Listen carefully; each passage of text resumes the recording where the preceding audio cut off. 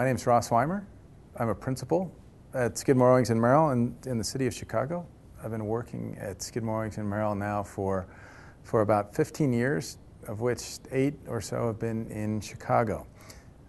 So the New York office moved me to Chicago to head up the design group there. So I feel really fortunate to be at SOM because of the design opportunities that we've been able to undertake.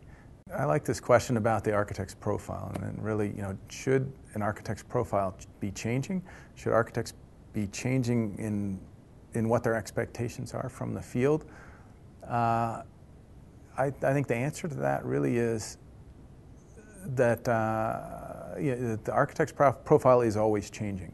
And what we've encountered, say, since the 1940s or 1950s in the United States and probably worldwide, architect was understood initially as a trusted advisor for a client. And an architect was responsible for the whole process, from the programming of a building through the design and documentation of it to the construction of the project. So an architect was responsible for the whole process and was able to control the result because of the way the process was run.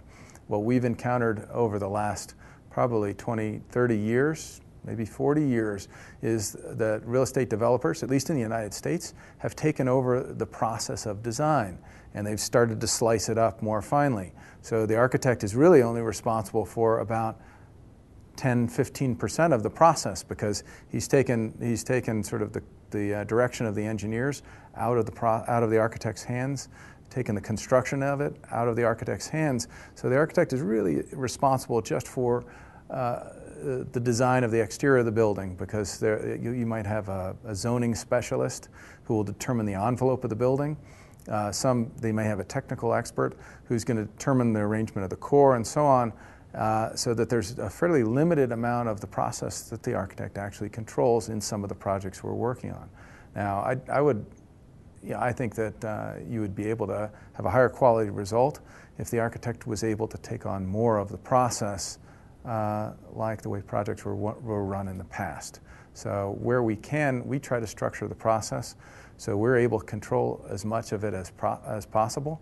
So that means by having talented managers, as well as designers and technical experts and engineers on our team internal to our office, we can control more of the process, and we can have a better result in terms of the final product. So ultimately, I think that the profile of the architect is changing to become someone who can manage the whole process, once again, like we used to do in the past, to ultimately have a better integrated result and better work of architecture.